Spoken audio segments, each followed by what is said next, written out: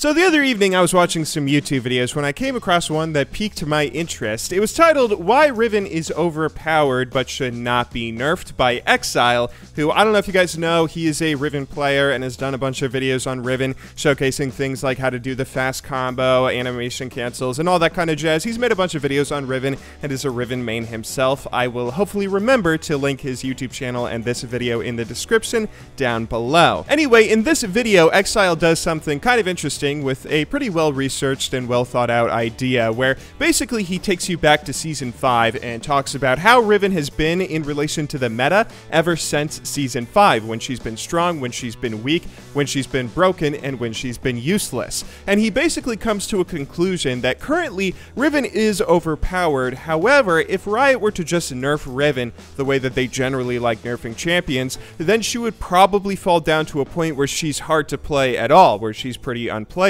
She's kind of overpowered now, but not so game-breakingly overpowered like Fiora that she needs to immediately be gutted. Instead, he suggests that Riot buff some of Riven's counters and says that that's the best way that we could probably deal with her at the moment. Now, I don't entirely know if I agree with this video. In general, I'd say I have a much different idea of how to balance the fighter class top lane, but I would also say that this was a well-thought-out video, a well-structured argument, and is a pretty interesting and good YouTube video overall. However, the responses to it were not nearly as kind. The video has a pretty ridiculous dislike ratio, as well as plenty of comments saying something along the lines of this, that he isn't saying that Riven shouldn't be nerfed because he has any actual point, he's just doing it because he doesn't want his champion to be nerfed. I mean, reading through these comments is absolutely depressing. I don't think I found a single comment commenting on what he was actually saying in his video. And that is what I want to talk to you guys about today. Currently, in the League of Legends community, a lot of people like to try and discredit opinions very easily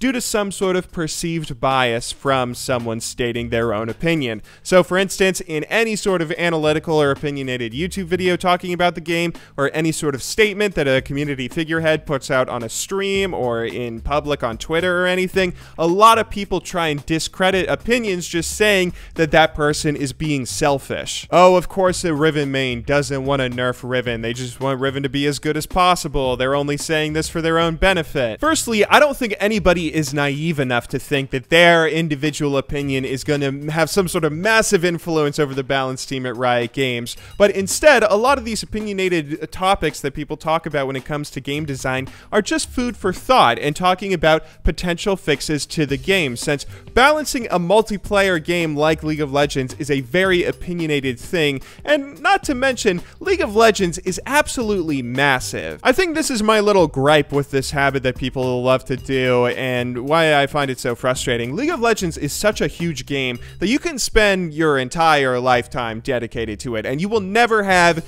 the answer to every problem that the game currently has, right? You can spend your entire life playing every single champion, every single role, and you won't have some sort of be-all end-all solution to any sort of problem when it comes to balance and one champion being overpowered and one champion needing a rework or anything like that. Most people don't even try and play League of Legends like that though. Most people try and hone in and focus on one area of the game that they particularly like. Sometimes that's a specific lane like top lane, mid lane, bot lane, or jungle. Sometimes it's a specific type of champion like fighters or melee bruisers. A really good example of this actually is Hashinshin. Recently, Hashinshin took a little bit of a stream highlight that he put on his YouTube channel where he basically talked about every single problem he has with League of Legends and potential fixes or potential nerfs that he would suggest that could bring these champions that he has problems with in line. Some of these champions are champions that we can all relate to in the frustrations that we deal with, like that fucking Elise. Oh my god, Elise tower diving with that stupid repel is absolutely ridiculous. And some of these opinions are really well thought out and things that people haven't talked about before, one of which I'm actually going to be talking about in a YouTube video that's coming out in the next couple of days. However, when this video made it to the front page of the League of Legends subreddit, a lot of people just discredited Hashinshin because they looked at these opinions and said,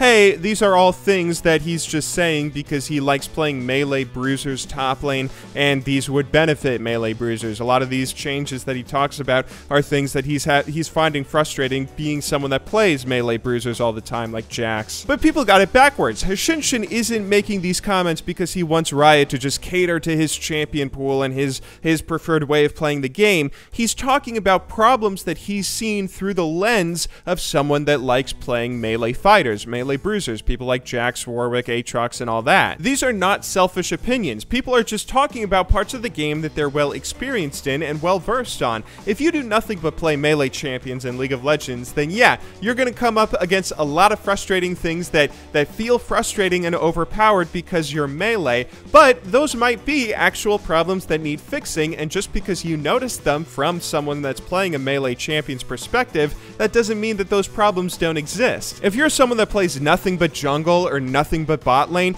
you probably don't realize how frustrating and absolutely awful it is playing against a Pantheon in laning phase because you've never had to deal with that, but that is currently one of the most broken and incredibly rage-inducing things in the game. Whenever there's a problem in League of Legends or any multiplayer game, there's always going to be multiple ways that you could fix it, and people spouting off those multiple different ways, especially the more niche and unusual ways that we could fix things, is something that I welcome and I wish more people would as well. There used to be this really old webcomic when League of Legends first came out, and it was like a webcomic talking about the balancing strategies between League of Legends and Riot Games compared to stuff like Dota and Valve, as well as Blizzard and their strategy when they balance their games. And basically it says that, you know, this one thing is overpowered, how do we deal with it? Blizzard just takes turns with different people being overpowered. Valve tries to make everyone overpowered to balance things out like that, and Riot just tries to nerf everything that's too strong and make everything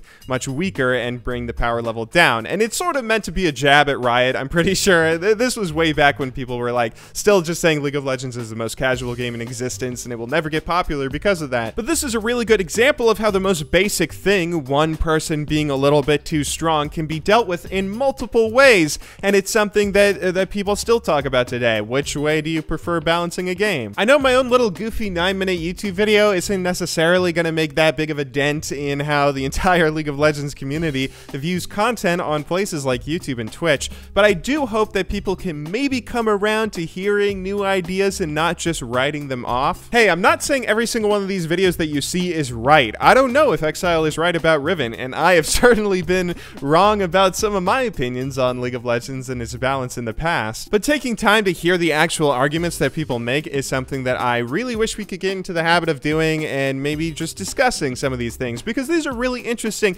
and fun things to talk about in YouTube videos, and I don't want to feel scared about uploading any more analytical or opinionated things. Anyway, I hope you guys all enjoyed watching today's short video. Before you go, I do want to shout out a $1,000 RP giveaway. Those of you who have been watching my videos for the past couple of weeks probably remember the RP giveaway that we did not that long ago. This one I'm actually not a part of, but you guys can still go and win potentially 1,000 RP. There'll be a link for that in the description down below. I'll be back with a new video tomorrow, but until then, thank you once again very much for watching.